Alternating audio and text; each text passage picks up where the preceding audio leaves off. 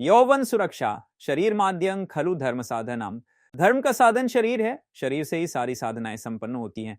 यदि शरीर कमजोर है तो उसका प्रभाव मन पर पड़ता है, मन कमजोर पड़ जाता है। कोई भी कार्य यदि सफलतापूर्वक करना हो तो तन और मन दोनों स्वस्थ होने चाहिए। इसीलिए कई बूढ़े लोग साधना की हिम्मत नहीं जुटा पाते, क्योंकि वैश्विक भोगों से उनके शरीर का सारा ओज तेज नष्ट हो चुका होता है। यदि मन मजबूत हो तो भी उनका जर्जर शरीर पूरा साथ नहीं दे पाता। दूसरी ओर युवक वर्ग साधना करने की क्षमता होते हुए भी संसार की चकाचौंध से प्रभावित होकर वैश्विक सुखों में बह जाता है। अपनी वीर शक्ति का महत्व न समझने के कारण बुरी आदतों में पड़कर उसे खर्च कर देता है, फिर जिंदगी भर पछता रहता है।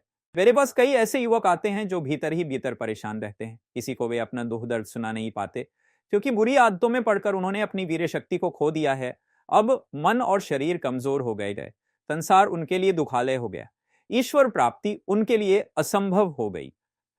अब संसार में रोते रोते जीवन घसीटना ही रहा। इसीलिए हर युग में महापुरुष लोग ब्रह्मचर्य पर जोर देते हैं। जिस व्यक्ति के जीवन में संयम नहीं है, वह न तो स्वयं की ठीक से उन्नति कर पाता है और न ही समाज में कोई महान कार्य कर पाता है। ऐसे व्यक्तियों से बना हुआ समाज और देश भी भौतिक उन्नति व आध्यात्मिक उन्नति में पिछड़ जाता है। उस देश का शीघ्र पतन हो जाता है, उस देश का शीघ्र पतन। ब्रह्मचर्य क्या है? पहले ब्रह्मचर्य क्या है ये समझना चाहिए। याज्ञवल्क्य संहिता में आया है, कर्मणा मनसा वाचा सर्वास्तासु सर्वदा सर्वत्र मैथुन तुवागो ब्रह्मचर्यम प्रचक्षते। सर्व अवस्थाओं में मन, वचन और कर्म तीनों से मैथुन का सदैव त्याग हो, उसे ब्रह्मचर्य कहते हैं।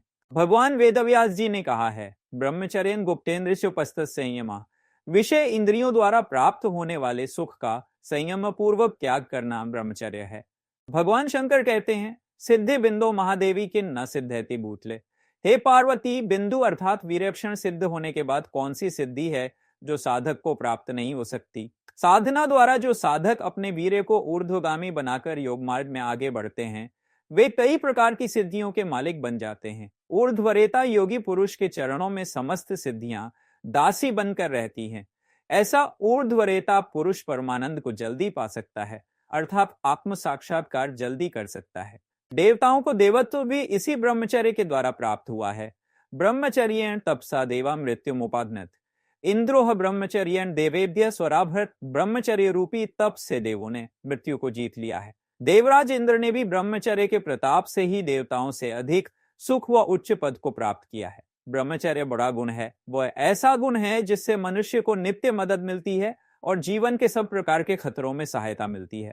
ब्रह्मचर्य उत्कृष्ट तप है। ऐसे तो तपस्वी लोग कई प्रकार के तप करते हैं, परंतु ब्रह्मचर्य के बारे में भगवान शंकर कहते हैं, न तपस तप इत्याहुर ब्रह्मचर्यन तपोत्तम और ध्वरेता भवेद्यस्तु स देवो न तो मनुष्य।